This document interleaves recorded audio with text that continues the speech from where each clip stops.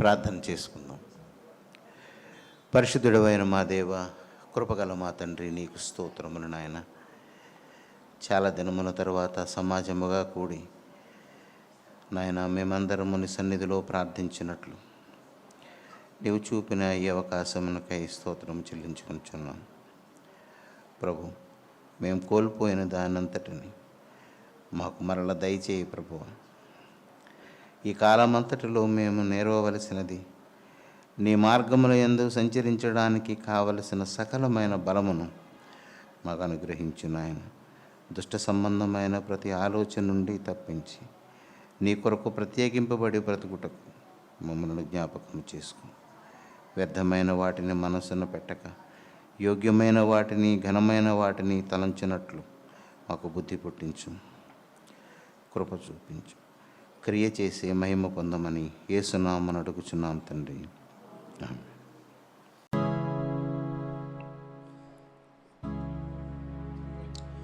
అతి పరిశుద్ధుడా, స్తుతి నైవేద్యము నీకే అర్పించి కీర్తింతును.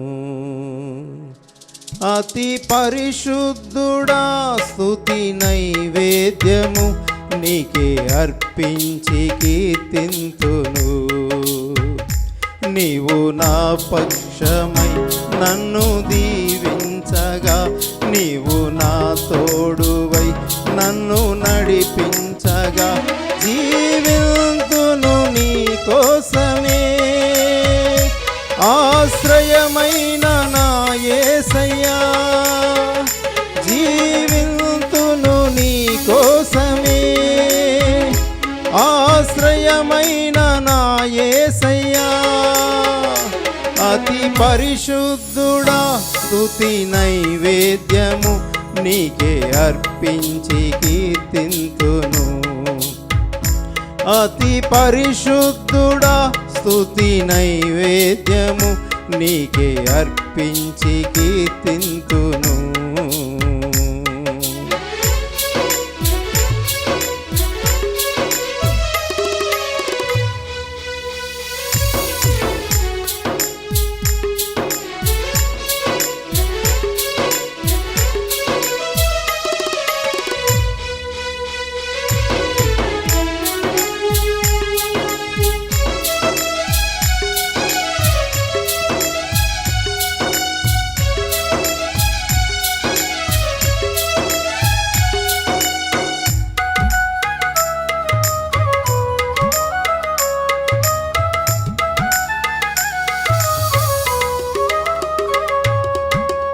సర్వోన్నతమైన స్థలములయందు నీ మహిమ వివరింపగా,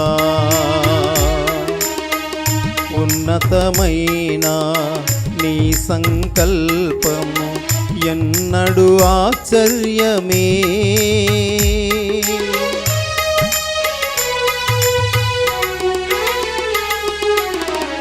సర్వోన్నతమైన స్థలములయందు నీ మహిమ వివరింపగా, ఉన్నతమైన నీ సంకల్పము ఎన్నడూ ఆశ్చర్యమే.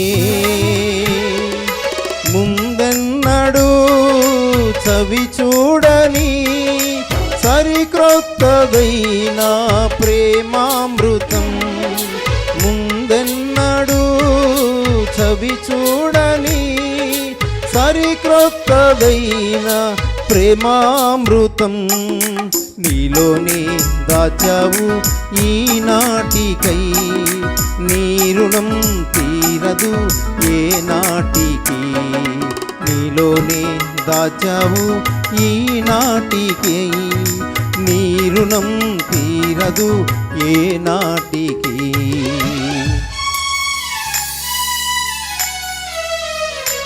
అతి పరిశుద్ధుడా, స్తుతి నైవేద్యము నీకే అర్పించి కీర్తింతును. అతి పరిశుద్ధుడా, స్తుతి నైవేద్యము నీకే అర్పించి కీర్తింతును. పేతురు రాసిన మొదటి పత్రిక 2వ అధ్యాయం 12వ వాక్యం. అన్యజనులు మిమ్మును ఏ విషయములో దుర్మార్గులని దూషింతురో ఆ విషయములో వారు మీ సత్క్రియలను చూచి వాటిని బట్టి దర్శన దినమున దేవుని మహిమపరచునట్లు వారి మధ్యను మంచి ప్రవర్తన గలవారై ఉండవలెనని మిమ్మను బతిమాలుకొనుచున్నాను. రాత్రి ఏం చదువుకున్న వాక్యం మనం, నా శత్రువు నా మీద ఉల్లసింపక ఉండునట్లు అని అదే ఉండుట చూడగా, అంతేనా? నేను నీకు ఇష్టడనని తెలియనాయను. సరే, ఈ వాక్యం చదువుదాం. 12వ వాక్యం అందరూ ఒకసారి చదవండి.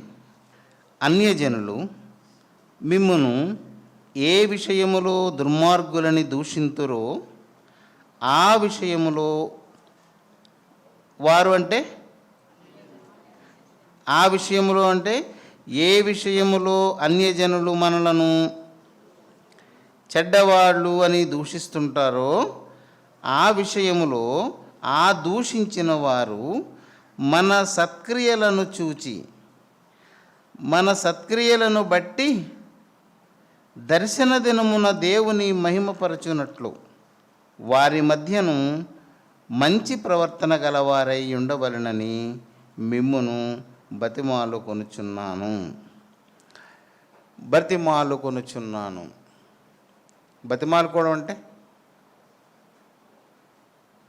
బతిమాలుకోవడం అంటే ఏంటి?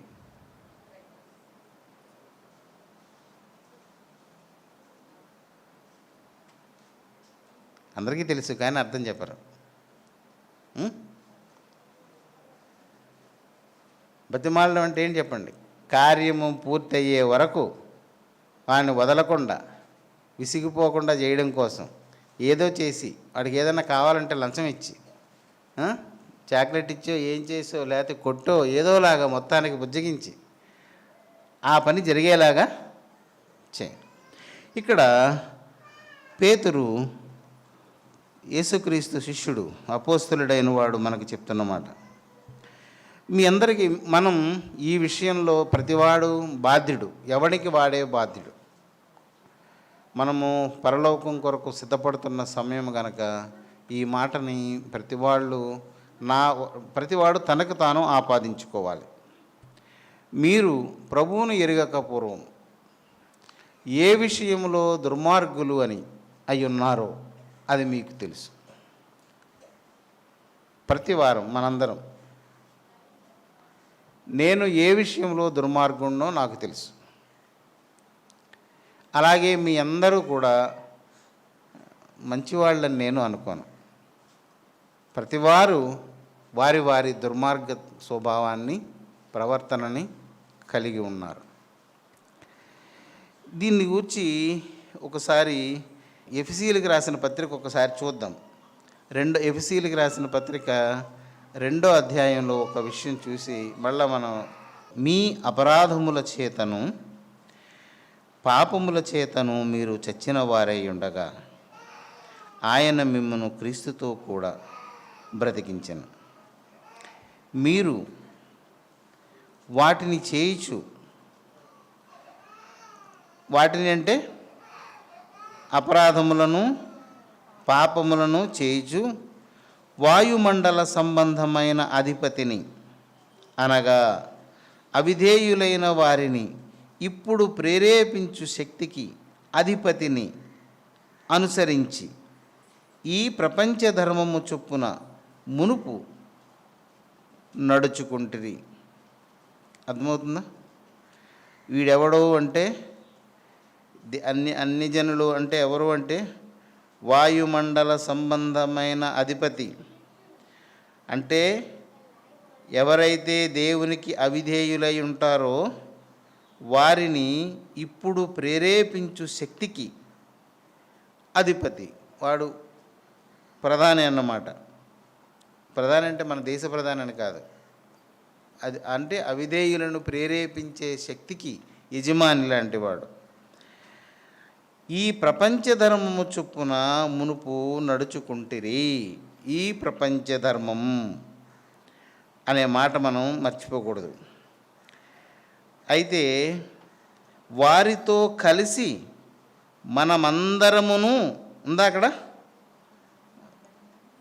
ఇందాక నేను ఎందుకన్నానంటే ప్రతి వారి దుర్మార్గం వారికి ఉంటుంది అని నేను ఎందుకు అన్నాను అంటే ఇక్కడ రాసి ఉంది వారితో కలిసి, అంటే ఇప్పుడు అవిధేయతకు ప్రేరేపించే దుష్టశక్తికి లోబడిన వారితో కలిసి మనమందరమును శరీరము యొక్కయు మనస్సు యొక్కయు కోరికలను నెరవేర్చుకొనుచు మన శరీర ఆశలను అనుసరించి మునుపు ప్రవర్తించుచు కడమ అంటే చివరకు వారి వలనే స్వభావ సిద్ధముగా దైవోగ్రతకు పాత్రులమై ఉంటిమి. ఆ కడమ అన్నది విడదీస్తేనే కానీ దాని అర్థం మనకి సరిగా, అందుకే అది కొంచెం మార్చి చదివాను అన్నమాట.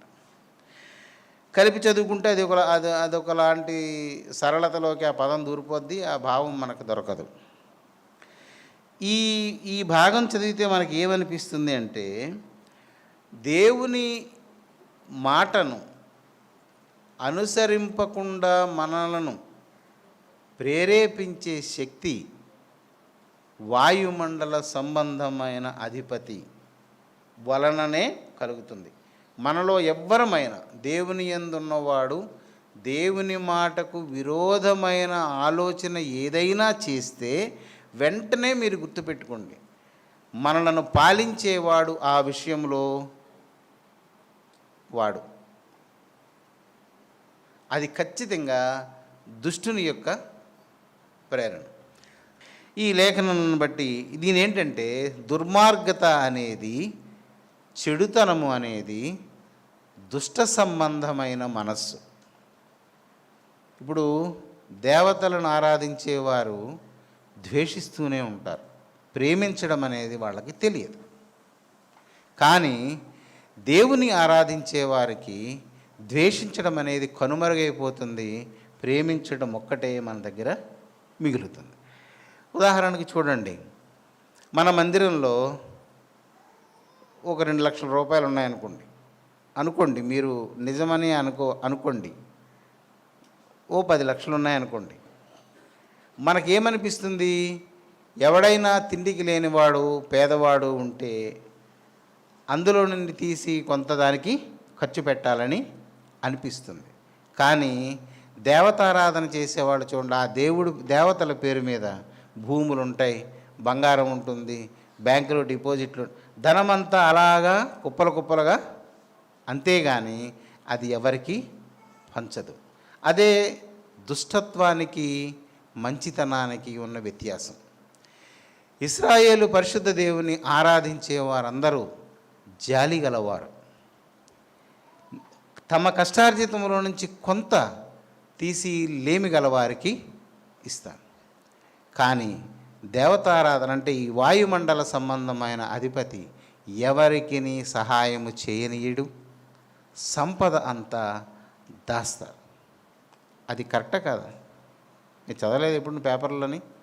అలా దేవాలయంలో ఇన్ని కోట్ల కేజీలు బంగారం ఉంది, ఇల్లు దేవాలయ భూములు 1600 ఎకరాలు 1700 ఎకరాలు, ఇన్ని వేలకు బంగారం వెండి మూటలు అలాగే మురిగిపోతుంది. అది ఇవ్వదు. దుష్ట సంబంధమైన మనస్సు. మనం చెప్పుకున్నామే రాత్రి, దావీదు, నేను పాపం చేశాను, నువ్వు నన్ను కనికరించి లేవనెత్తితే వానికి నేను ప్రతీకారం చేస్తాను అని.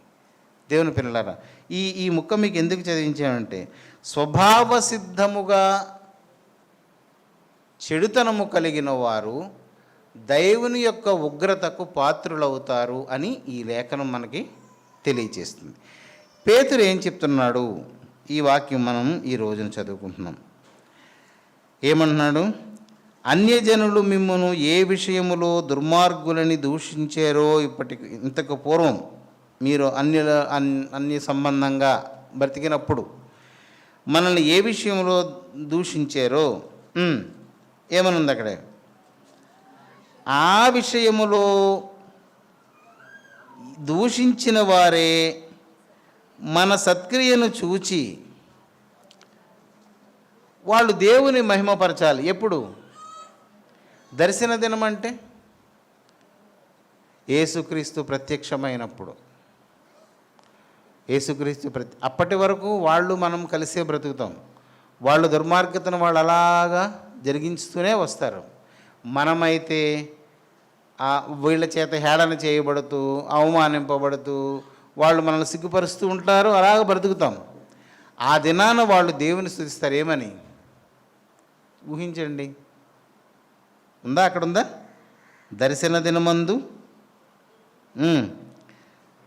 వాటిని బట్టి, అంటే ఆ సత్క్రియలను బట్టి మన దర్శన దినమున దేవుని వారు మహిమపరుస్తారు. ఏమని మహిమపరుస్తారు? వాళ్ళు అన్యులు. అవునా? అన్యులు అంటే ఎవరు? వేరుగా, మనకు వేరుగా ఉండి బ్రతికేవాళ్ళు మనకు అన్యులు. వాళ్ళకు మనం అన్యులం, వారికి వేరుగా మనం బ్రతుకుతుంటాం. ఆ రోజున ఈ అన్యజనులు దేవుని ఏమని మహిమపరుస్తారు? 12వ వాక్యం ఒకసారి చదవండి. అన్యజనులు మిమ్మును ఏ విషయములో దుర్మార్గులని దూషింతురో ఆ విషయములో వారు మీ సత్క్రియలను చూచి వాటిని బట్టి దర్శన దినమున దేవుని మహిమపరచునట్లు వారి మధ్యను మంచి ప్రవర్తన గలవారై ఉండవలెనని మిమ్మల్ని బతిమాలుకొనుచున్నాను. వాళ్ళు ఆ రోజున ఏమంటారంటే, ఇప్పుడు నేనే ఉన్నాను అనుకోండి, నేను బాగా తిరిగిపోతున్నాయి, అందరిలో నేను పేరు పడిపోయాను. కానీ ప్రభువు మాట విని నేను ప్రభు వైపు తిరిగాను, ఆయన నాకు బలం ఇచ్చాడు, నేను మంచివాడిని అయ్యాను. కానీ అందరూ నన్ను ఏమంటుంటారంటే, ఒరే ఇలా ఉండడు, ఎలా ఉండేవాడు చూడు, ఎలాగైపోయాడు, పుల్లట్టుడు పిల్లి అయిపోయాడు, ఒకప్పుడు ఎలాగుండేవాడు, అలాగని ఏదో అనుకుంటూ ఉంటారు. కానీ ప్రభు వచ్చినప్పుడు నాకు జరిగే ఆ మేలు, దేవుని వలన నాకు దొరికే ఆ ఆదరణ, లేదా ప్రభువు నాకు ఇచ్చే ఆ మహిమను చూసినప్పుడు వాళ్ళు ఏమంటారంటే, నిజమేరా, మనం విన్నాం కదా మాట, వాడు విన్నాడు, వాడు మారాడు, నిజమే, దేవుడు గొప్పవాడురా, పాపులను పరిశుద్ధినిగా మార్చే దేవుడురా అని ఖచ్చితంగా మన దేవుని మహిమను వాళ్ళు అంగీకరిస్తారు. మనము అలాగా మన బ్రతుకు అన్యజనుల మధ్య స్పష్టంగా కనబడకపోతే, మనం కనబరచకపోతే మనం ఏం చేసిన వాళ్ళం అవుతాం? దేవుని మహిమను తగ్గించిన వాళ్ళం, అన్ని జనుల్లో తగ్గించిన వాళ్ళము అవుతాం. ఇది చిన్న విషయమే కానీ ఇలాగ ఉండడానికి ఏం చేయాలో పై వాక్యంలో రాసి ఉంది. ఇలాగా మనం అనుకోవచ్చు, నేను ఒకప్పుడు దొంగతనం చేసేవాడిని, నేను ఇప్పుడు మంచివాడిని అయిపోయాను కాబట్టి అని అనుకోవచ్చు. కానీ అది మనం మారలేము. పై వాక్యంలో ఉంది చూడండి, 11వ వాక్యం చదువుతాం చూడండి. ప్రియులారా, మీరు చదవండి. మీరు పరదేశులను యాత్రికులనై ఉన్నారు. ఆగండి, మనం ఒక అవగాహనలోనికి రావాలి. దేవుని మాట విని దుర్మార్గతను వదిలిపెట్టి మంచి మార్గంలోనికి వచ్చిన మనము ఒక అవగాహనలోనికి ముందు రావాలి. ఆయన ఏం చెప్తున్నాడు? ప్రియమైన వారలారా, మీరు అలాగ దేవుని దగ్గరికి వచ్చిన మీరు పరదేశులను యాత్రికులను అయి ఉన్నారు. పరదేశులు అంటే ఎవరు? ఈ దేశం వారు కాదు. యాత్రికులు అంటే ఒక దగ్గర స్థిరంగా ఉండేవారు కాదు అని ముందు మనం తెలుసుకోవాలి. ఏం తెలుసుకోవాలి? మొట్టమొదట అదే చెప్తున్నాడు పేతురు. ప్రియమైన వారలారా, మీరు పరదేశులు ఈ దేశంలో ఎలా ఉంటారు? వాళ్ళకి ఓటు హక్కు ఉండదు, వాళ్ళకి న్యాయ హక్కు ఉండదు, ఏ హక్కులు వాళ్ళకి ఉండవు. ఎందుకని? ఇన్ని రోజులు మీ దేశంలో ఉంటాను అని వీసా తీసుకొని, అనుమతి తీసుకొని మన దగ్గరికి వస్తారు. అన్ని రోజుల్లో వాళ్ళకి ఏమీ హక్కులు ఉండవు. అడిగేం ఆధార్ కార్డు ఇచ్చి మనం రేషన్ కార్డు ఇవ్వము, ఏ హక్కు వారికి ఉండదు. అలా అయితేనే ఈ దేశానికి అతను రావాలి కదా, అంతేనా? పరదేశి, యాత్రికుడు, యాత్ర చేసేవాడు ఎలా ఉంటాడు? ఎక్కడ ఆడికి గిన్నె తపేలా ఉండవు, ఎక్కడ స్థిరంగా ఉండిపోవడానికి వీలవనంత, మోయడానికి, ప్రయాణమై వెళ్ళిపోవడానికి కావలసినంత సామానే. ఇప్పుడు మనం ఊరు వెళ్తున్నాం అనుకోండి, గుంటూరు లేకపోతే హైదరాబాద్ వెళ్తున్నాం అనుకోండి, మొత్తం మళ్ళీ ఫ్రిడ్జు, వాషింగ్ మెషిన్, ఇక స్టవ్ అన్నీ పట్టుకుని వెళ్తామా? ఎలాగ వెళ్తాం? మామూలుగా ఏదో బట్టలు, ఓ సబ్బు, ఇలాంటివేవో పట్టుకొని వెళ్తాం. అలా చూసిన వాళ్ళు ఏమనుకుంటారు? ఏదో ఊరు వెళ్తున్నారా అని అనుకుంటారు. అలా కాకుండా వ్యాన్ నిండా ఇవన్నీ లోడ్ చేసుకుని వెళ్తున్నారు అనుకో, ఏమనుకుంటున్నారు? ఇంకెక్కడి నుంచి ఏకంగా పోతున్నాడు అనుకుంటారు. అందుకే పేతురు ఆ మాట చెప్తున్నాడు, మీరు పరదేశులను యాత్రికులను అయి ఉన్నారు. ఉన్నామా? ఉన్నారు అని అన్నట్టు ఊకొట్టడం కాదు, అలా ఉన్నామా? మన మనసు అలాగుందా? ఈ భూమి మీద మనము ఆ 2 గుణాలు కలిగి ఉన్నామా? అదైతే 2 ఆలోచనలు, నేను పరదేశిని, ఇక్కడ కొంతకాలమే ఉంటాను అనుకుంటున్నామా? మనం ఎల్లకాలం ఉండాలనుకుంటున్నామా? మరి ఎల్లకాలము ఉండాలనుకోవడానికి, తాత్కాలికంగానే ఉంటాను అనుకున్నప్పుడు మన చర్యలు, మనం చేస్తున్న క్రియలే దానికి సాక్ష్యాలు. ఇల్లు కడుతున్నాం అనుకోండి, నేనే ఇల్లు కడుతున్నాను అనుకోండి, ఏం చేస్తాను? మేస్త్రి ఏం చెప్తాను? పిల్లలు చాలా బలంగా ఉండాలి, ఎన్నాళ్ళైనా కదలకూడదు, అన్నీ బాగుండాలి, స్లాబ్ బాగుండాలా, ఇల్లు శాశ్వతంగా ఉండాలి అని ఈ ఆలోచన, ఆ ఆలోచనను తప్పు అని మనకి తెలియజేస్తుంది. ఇక్కడ స్థిరంగా ఉండడానికి కావలసినవన్నీ మనం సమకూర్చుకుంటూ, అదే హృదయం చేసే మోసం. అయితే ఏం చేయాలి మనం? అలా ఎలా ఉండగలం? అలా కుదురుతుందా అని అన్నప్పుడే తెలిసిపోతుంది. ఏంటది? దేవుని మాటకు మనము చెవిని ఇవ్వడం లేదు.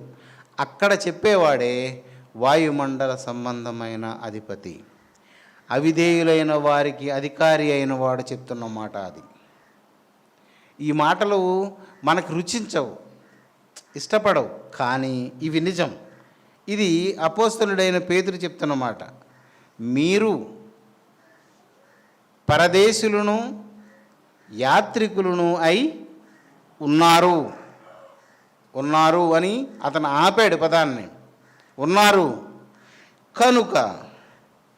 కనుక ఏమని చెప్పాలి అక్కడ చెప్తే? కనుక అని తర్వాత ఏమని రాసి ఉండాలి అక్కడ? ఈ భూమి మీద ఏమీ కూర్చుకోకండి అనే కదా ఉండాలి. మీరు పరదేశస్తులు కాబట్టి విదేశస్తులు వచ్చి ఇక్కడ ఎవరో కూడా సొంతంగా బిల్డింగ్లు కట్టుకొని డబ్బులు ఖర్చు పెట్టుకోరు, మళ్ళీ వెళ్ళిపోవడానికి అనుకూలంగానే ఓ కాలు పెట్టారా అన్నట్టే ఉంటారు. యాత్ర చేసి వాడు కూడా అంతే, నేను యాత్రకు కదా వెళ్తున్నాను, మొత్తంగా ట్రాన్స్ఫర్ అయిపోవడం లేదు, మళ్ళా ఇంత సామాన్ నాకు అవసరం లేదు, యాత్రలో ఎంత ఉండాలో అంత ఉంటే సరిపోతుంది అని అనుకుంటారని రాయాలి. కానీ అక్కడ ఏం చెప్తున్నాడు? గనుక ఆత్మకు విరోధముగా పోరాడు శరీరాశలను విసర్జించి అని ఇప్పుడు మనం చదివిన వాక్యాన్ని రాశాడు. మనకి 2 విషయాలు గుర్తుండాలి. మొదటిది, మనము పరదేశులము. అదే దేవతారాధన దగ్గరికి వెళ్తే ఈ దేశం మనది అంటారు, ఈ దేశం మాది, ఈ దేశంలో పుట్టినందుకు గర్వించాలి, ఈ దేశం పుణ్యభూమి అని, దీని గురించి వేదభూమి అని రకరకాలుగా చెప్తారు. ఎన్ని భూములని దానికి పేరుకి పెట్టుకున్నా ఎవడు ఇక్కడ స్థిరంగా ఎవడు స్థిరంగా ఉండడు. 70 సంవత్సరాల తర్వాత ఈ దేశంలోని అన్యులెవరో పరిపాలిస్తారు అనే ఆలోచన చేసాడంటే వీడు 70 సంవత్సరాలు భూమి మీద ఉండడు అసలు. ఇప్పుడు ఈ ఆలోచన చేసిన వాళ్ళందరూ చాలా ముదూరు ముసలాళ్ళు. వీళ్ళెవరూ అన్ని సంవత్సరాలు బ్రతికుండరు. ఆ రోజున ఏం జరుగుతుందో వీళ్ళకి తెలియదు. అప్పటి వరకు అసలు ఈ భూమి ఉంటుందో లేదో తెలియదు. కానీ వాళ్ళ ఆలోచన అది, వాళ్ళ భవిష్యత్తు మీద. దేవుని లేఖనం ఏం చెప్తుందంటే, పరదేశీ యాత్రికుడు అని ఎవడైతే తనను గూర్చి తాను భావించుకొని ఉంటాడో వాడేం చేయాలి అంటే, ఇందాక చెప్పుకున్న భౌతిక రూపాల గురించి కాదు, ఆత్మకు విరోధముగా పోరాడే శరీర ఆశలను విసర్జించాలి.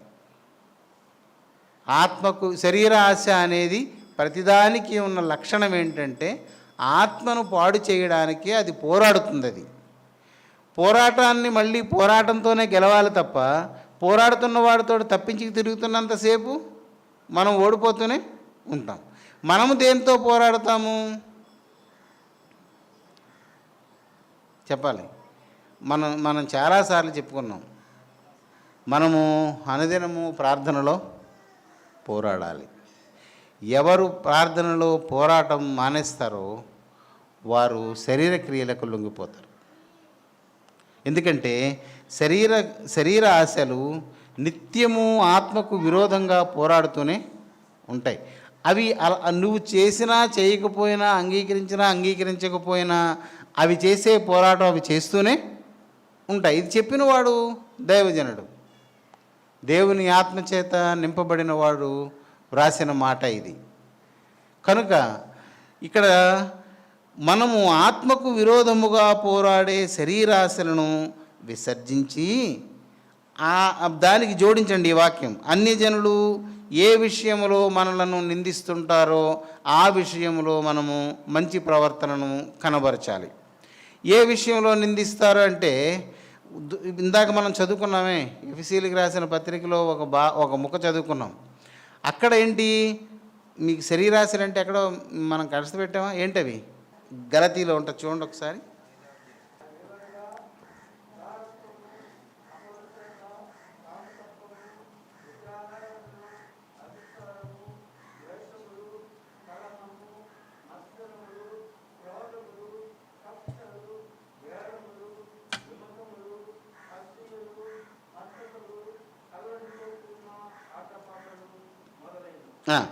ఇవి నిత్యము ఆత్మకు విరోధముగా పోరాడే గుణాన్ని కలిగి ఉంటాయి. అవి వాటిని ముందు మనం విసర్జించి అప్పుడు ఈ అన్ని జనులు ఏ విషయంలో మనల్ని, ఇప్పుడు ఉదాహరణకి గయాలి వాళ్ళు ఎవరైనా ఉన్నారనుకోండి, అంటే తగులాడేవాళ్ళు, చిన్న మాట అంటే పౌరుషం వస్తుంటుంది, లేదా వీరి మాటలు వారి మాటలు వీరికి చేరవేసే గుణం, ఎదుటివారి గుట్టులను బయటపెట్టే గుణం, లేదు వాడికన్నా మనమే బాగున్నాం, లేకపోతే ఊరకనే ఒకరి మీద అతిశయించే గుణము, ఇవన్నీ ఆత్మకి భంగం కలిగించేటువంటి లక్షణాలు. అవి మనలో ఎవరికైనా ఉన్నాయనుకోండి, నేనే దుర్మార్గుని అయితే నా దుర్మార్గత మారాడు అని అన్ని జనుల వలననే మనం సాక్ష్యము పొందాలి. ప్రతివాడు తన పరిసరములో. ఎందుకు నేను ఈ మాట చెప్తున్నానంటే, ఇక బహిరంగంగా మనం వెళ్ళి సువార్త ప్రకటించే అవకాశాలు మన దేశంలో చాలా మట్టుకు సన్నగిల్లిపోయాయి. ఉత్తర భారతదేశంలో అయితే అసలు ఆ సువార్త సమస్యే లేదు. మనమే మన పరిసరంలో మనము ఈ మంచి గుణాన్ని కనబరచాలి. ఏ విషయంలో మనం ఇంతకు ముందు వారితో కలిసి బ్రతికినప్పుడు ఏ చెడు గుణాలు కలిగి ఉన్నామో అవన్నీ మాని ప్రత్యేకింపబడినట్లుగా మనము వారి మధ్య బ్రతకాలి అన్ని విషయాలలో. అదే యేసుక్రీస్తు మన దగ్గర అపేక్షించేది. మీరు లోకమునకు వెలుగై ఉన్నారు. ఎలాగా అంటే, ఎలా ఉండాలి, దీపస్తంభము మీద పెట్టబడిన దీపములాగా, కొండ మీద కట్టబడిన పట్టణములాగా దేవుని పిల్లలు ఒక ప్రత్యేకమైన లక్షణాన్ని కలిగి ఉండాలి. చాలా మనం ఇంకా విసర్జించవలసినవి ఉన్నాయి, చాలా ఉన్నాయి. అవేవీ చేయకుండా మనం కొంత ప్రార్థన చేయగలిగిన వెంటనే మనం పరలోకానికి అర్హులము అని మనం భావించకూడదు. మన పరిశుద్ధత తూకానికి రావాలి. మనం ఇప్పుడు 43వ కీర్తన ఎక్కడ చదువుతామే, ఏమని, యెహోవా చేత నిర్దోషి అని ఎంచబడిన వాడే పరలోకానికి వెళ్తాడు. దేవుని చేత నీవు నిర్దోషి అని ఎంచబడాలి. ఆ ప్రమాణానికి మన గుణాలు రావాలి. ఈ విధంగా శరీరాశలు మనతో పోరాడుతుంటే వాటిని విసర్జించాలి. ఆ శరీరాశలు ఏంటి? దురాశ. అంటే ఇంకా అది వివరించడం అవసరం లేదు, మనకి అవన్నీ మనకు బాగా తెలిసినవే. కనుక మరొకసారి ఈ వాక్యం మనం చూద్దాం. మీరు పరదేశులను యాత్రికులను అయి ఉన్నారు గనుక ఆత్మకు విరోధముగా పోరాడు శరీరాశలను విసర్జించి అన్యజనులు మిమ్మును ఏ విషయములో దుర్మార్గులని దూషింతురో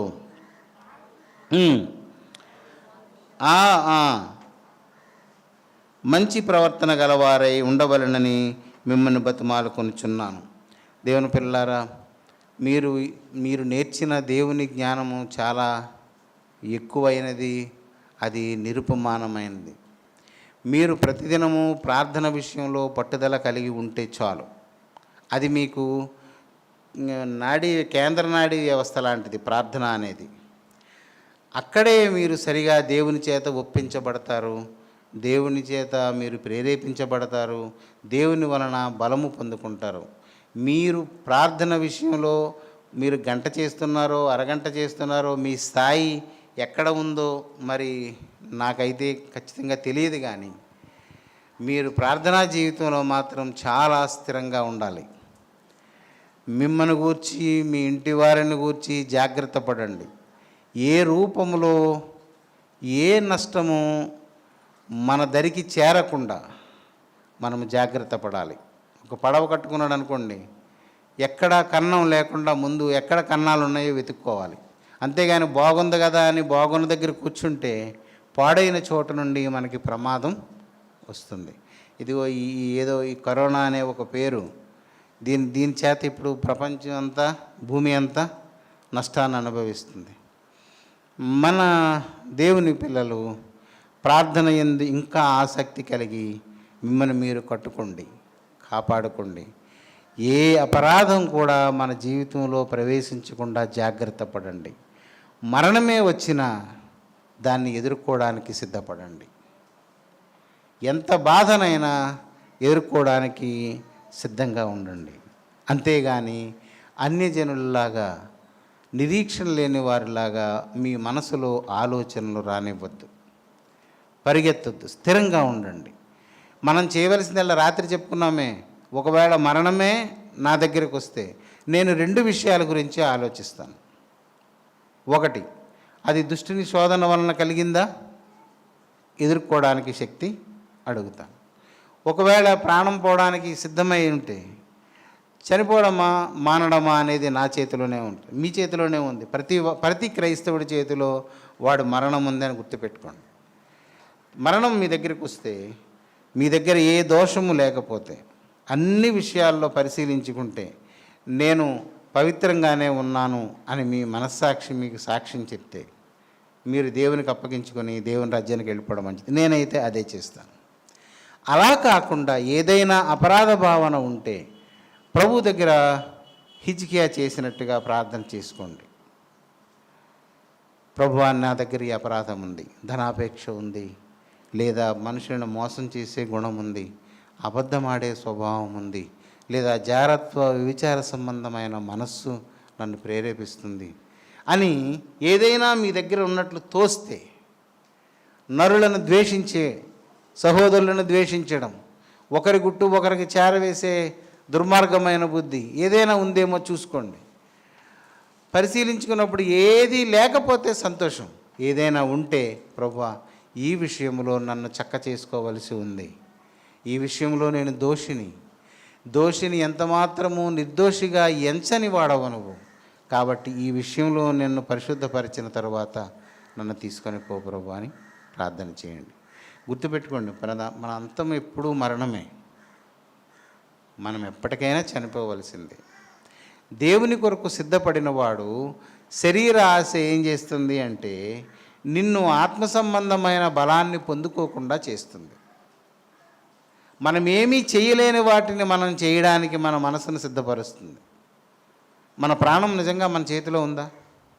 చెప్పండి ఎవరైనా. కానీ మనం దానికోసం దేవుణ్ణే ప్రక్కన పెట్టేస్తాం. శరీర ఆశ ఆత్మకు అక్కడే భంగాన్ని కలిగిస్తుంది. అక్కడే ఆత్మను గూర్చిన నేర్చిన జ్ఞానాన్ని చంపేస్తుంది. శరీరాశ బ్రతకాలి ఏదోలాగా, ఎవరో వల్ల బ్రతకాలి, ఏదో ఒక మందు వేసుకుని బ్రతకాలి అనగానే ఆత్మ సంబంధమైన బలమంతా నిర్వీర్యమైపోతుంది. అక్కడ శరీర ఆశే పని చేస్తుంది. మనకు వచ్చే కష్టం దేవుని అనుమతి లేకుండా మన దగ్గరికి రాదు అని మీకు నేను చాలాసార్లు చెప్పాను. ఎందుకంటే యేసు ప్రభువు తాను రక్షించిన వారి గురించి ఒక మాట చెప్పాడు, మీరు భయపడకండి, మీ తల వెంట్రుకలన్నీ లెక్కింపబడి ఉన్నవి. ఇంకంతకన్నా ఏం చెప్పాలి మనకి? ఏదైనా కష్టం వచ్చింది అంటే దానికి కారణం ఉంటుంది. అడగండి. దేవునికి తెలియకుండా మన దగ్గరికి ఏదీ రాదు. మనము దేవుణ్ణి మెప్పించవచ్చు, ఒప్పించవచ్చు, మనం చేయవచ్చు. మన ప్రార్థనలో మనకు అన్నీ సమకూడతాయి. నీ అపరాధాన్ని నువ్వు ఒప్పుకోవచ్చు. అపరాధాన్ని ఒప్పుకుంటే ఆయన అపరాధమును పాపమును క్షమించును. ఆయన నామమే అది. నువ్వు క్షమించబడతావు, లేపబడతావు.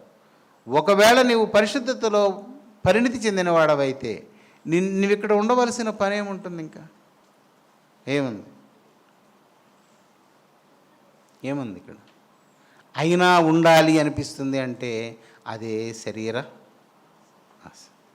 దేవుని అది ఎంత సూక్ష్మమైన తేడా, భయంకరమైన నేరం కూడా అది. వెళ్ళిపోవాలని తెలిసినా వెళ్ళడానికి ఇష్టపడం. పరలోకము ఈ లోకం కన్నా చాలా ఘనమైనది అని తెలిసినా అక్కడికి వెళ్ళడానికి, ఇక్కడి నుంచి చనిపోతేనే కదా అక్కడికి వెళ్తాం, వెళ్ళడానికి మళ్ళీ ఇష్టపడం. దానికి ఏమీ మనసు ఒప్పదు. అందుకే పేతురు ఈ మాట చెప్తున్నాడు, మీరు పరదేశులను యాత్రికులనై ఉన్నారు. నువ్వు రక్షింపబడిన వాడు అలా కాదు అనడానికి లేదు. వాడు ఖచ్చితంగా పరదేశే, వాడు యాత్రికుడే. కాబట్టి నీవు పోరాడే శరీరాశలను నీవు జయించాలి. అవి నిత్యము నీ ఆత్మకు అన్ని విషయాల్లో భంగం చేస్తూనే ఉంటుంది. ఇది మీకు కాలానుగుణంగా ఈ జ్ఞానం మీకు వస్తుంది. మీరు ప్రార్థన చేయగా ఆ సూక్ష్మమైన వ్యత్యాసం శరీరాశ ఆత్మకు ఎలాగ భంగం కలగచేస్తుందో, అది ఎలా పాడు చేస్తుందో నెమ్మదిగా తెలుస్తుంది మనకి. అది కలిగినప్పుడు అందరం సిద్ధపడతాం. కనుక దేవుని పిల్లారు గుర్తుపెట్టుకోండి, మరణము మనకు మంచిదే, కానీ మనము పరిశుద్ధతను సంపూర్తి చేసుకుని మరణించాలి. యేసుక్రీస్తు కూడా సాక్ష్యం ఏం చెప్పాడు? నేను నా ప్రాణాన్ని పెడుతున్నాను. ఎలా పెడుతున్నాను? మరల తీసుకునేలాగా పెడుతున్నాను. మనము శరీర క్రియలను అన్ని విషయాల్లో పరిశీలించి అణిచివేయాలి. అన్నిటికన్నా ముఖ్యంగా సహోదరులను ద్వేషించడం చాలా పెద్ద నేరం. నూతన నిబంధనలో ప్రధాన పాపం ఏంటంటే సహోదరులను ద్వేషించడం. ఏ కారణం చేత ద్వేషించకూడదు. వాళ్ళు ఎంత చెడ్డవాళ్ళైనా వారి కొరకు మనం ప్రార్థన చేయడమే. వారి గురించి బయట ఎక్కడ వారి చెడుతనం గురించి మనం మాట్లాడకూడదు. మన నాలుకతో పాపము జరగకూడదు. మనం వారిని క్షమించాలి, వారి కోసం ప్రార్థన చేయాలి. శరీరాశల చేత లోకాశల చేత ఈడ్చుకొని బయటికి పోయిన వారిని దుష్టుడు హతమార్చకుండా మరలా దేవుడు తన ఇంటికి తీసుకుని వచ్చేలాగా భారము వహించాలి. ఈ బాధ్యత, ఇవన్నీ ప్రార్థనలో మీకు అన్నీ సవ్యంగా వస్తాయి. కనుక మీరు వ్యక్తిగతంగా అందరూ ప్రార్థన చేస్తున్నారని నేను అనుకుంటున్నాను. చేస్తున్నారా అందరూ? మీ ప్రార్థనా సమయాలకి మీరు వెళ్తున్నారా? లేదా ప్రతిరోజు అరగంట ఆలస్యంగా వెళ్తున్నారా? దేవుని పిల్లలారా, మీ సమయాన్ని మీరు గంట కన్నా ఎక్కువ చేయండి. అంతసేపు అక్కడే కూర్చొని ఉండండి. మీ ఏ పాపాన్ని దాచుకోవద్దు, సమర్థించుకోవద్దు. అవి శరీర క్రియలు మన ఆత్మను పాడు చేస్తాయి. కనుక మన ఆత్మను పాడు చేసేదాన్ని మనం ఎప్పుడు అనుసరించకుండా జాగ్రత్త పడాలి. కనుక గుర్తుపెట్టుకోండి, మీరు ప్రతి ఒక్కడు ఒక దేవుని చేత వెలిగింపబడిన దీపము. వాడు దీపస్తంభం మీద ఉంటేనే అందరికీ వెలుగు ఇస్తాడు. మీ పరిసరాలలో మీరు యేసుక్రీస్తు నియమాలని ఖచ్చితంగా అనుసరించండి. మీరు ఆ సమయానికి ప్రార్థనకి వెళ్తే మీ పక్కింటి వాళ్ళు ఎవరైనా వచ్చి పిలిచినా ఈ టైంలో ఆవిడ మాట్లాడదు. ఏమి అంటే ఇప్పుడు ఆవిడ ప్రార్థన చేసుకుంటుంది. మనం ఏమీ వాళ్ళకి దేవుడి గురించి చెప్పక్కర్లేదు, ఈ టైంలో ప్రార్థన చేసుకుంటుంది. గంట వరకు ఏమైనా రాదు. పిల్లలు బయట కూర్చున్న వాళ్ళు అదే చెప్పాలి, ఇంకా అరగంట ఉంది, మా అమ్మ అప్పుడే బయటికి రాదు, లేదా మా నాన్న బయటికి రాడు. ఇది మీరు అమలు చేయండి. మీ చుట్టుపక్కల ఉన్న దేవుని ఎరుగని ప్రజలు దేవుని ఎలా తెలుసుకుంటారో మీకు తెలుస్తుంది. ఈ మాటే నేను మీకు చెప్పదలుచుకున్నాను. అన్ని జనులందరి మధ్యలో మీ సమయాలను మీరు సరిగా అనుసరించి ప్రార్థన చేస్తే మీరు చేసే సువార్త ఎంత బలమైందో అర్థమవుతుంది.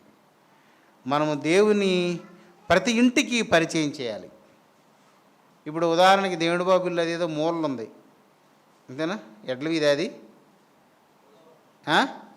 పిల్లవారి. మరి అక్కడ ఎవరైనా క్రైస్తవులు ఉన్నారో లేదో నాకు తెలియదు. చర్చి దగ్గరే ఉన్నారు. అతను ఇంట్లో అతని భార్య లేదా పిల్లలు అతను ఆ సమయానుకూలమైన ప్రార్థన చేసినప్పుడు తలుపేస్తుంటే పక్కింటి వాళ్ళు ఎవరైనా పిలవడానికి వచ్చినప్పుడు ఈ సమాచారం ఎక్కడికి వెళ్ళిపోద్ది? వాళ్ళే చెప్పుకుంటారు. 7 నుండి 8 వరకు అతను మాట్లాడు, లేదా ఆవిడ మాట్లాడదు. ఏమమ్మా అంటే వాళ్ళు ప్రార్థన చేసుకుంటారు. ఆ టైంలో ఎవరితోనూ మాట్లాడరు.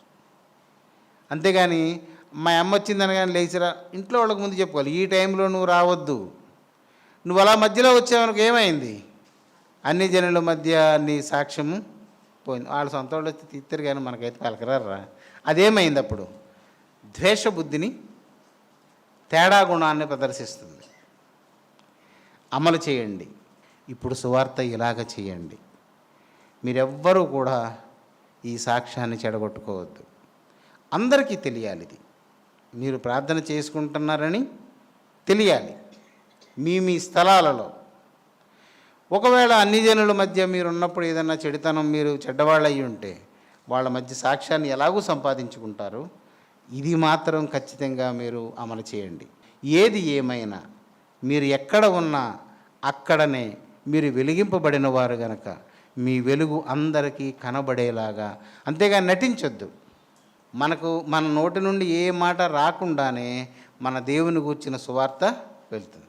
కొద్ది రోజులు అయిన తర్వాత ఏం జరుగుతుంది అంటే, ఇది మీరు ఖచ్చితంగా అనుసరిస్తే పక్కింటి ఆవిడే వస్తారు, బాబు మీరు ప్రార్థన చేసుకుంటారు కాదు, ఇలాగ మా ఇంట్లో ఈ కష్టం వచ్చింది, కొంచెం మీరు ప్రార్థన చేసినప్పుడు మా గురించి ప్రార్థన చేయి.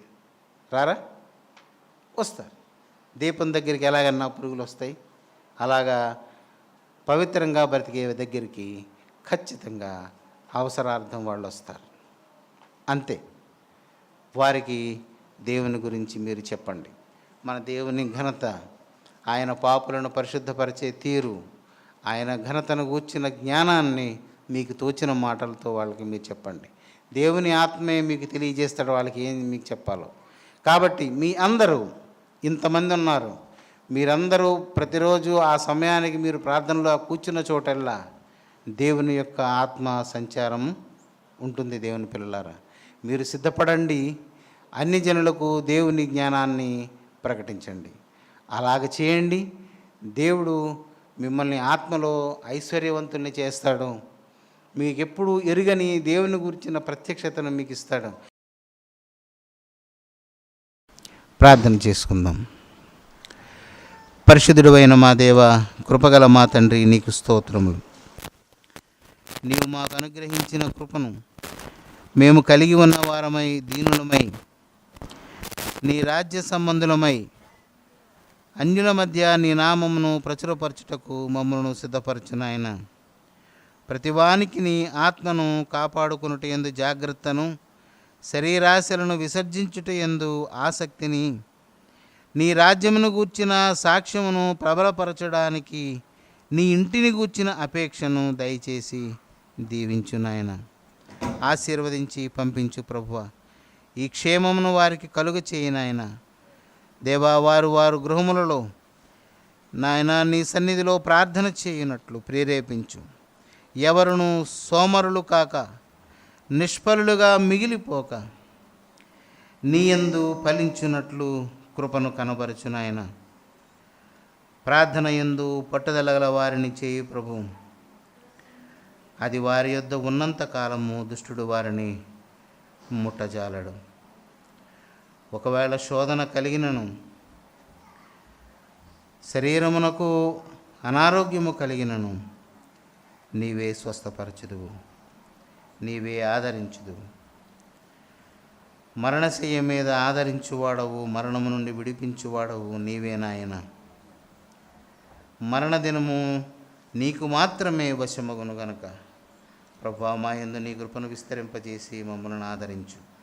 మమ్మల్ని పరిశుద్ధులుగాను పరిపూర్ణులుగాను చేసి నీ రాజ్యమునకు సిద్ధపరిచి మమ్మల్ని నీ రాజ్యమునకు తోడుకొని పొమ్మని. శరీర సంబంధమైన క్రియ ఏది మాకు భంగము కలిగింపజాలకుండునట్లు వాటిని గుర్తించి విసర్జించుటకు నీ కృపను అనుగ్రహించమని యేసు నామమున అడుగుచున్నాం తండ్రి. ఆమేన్.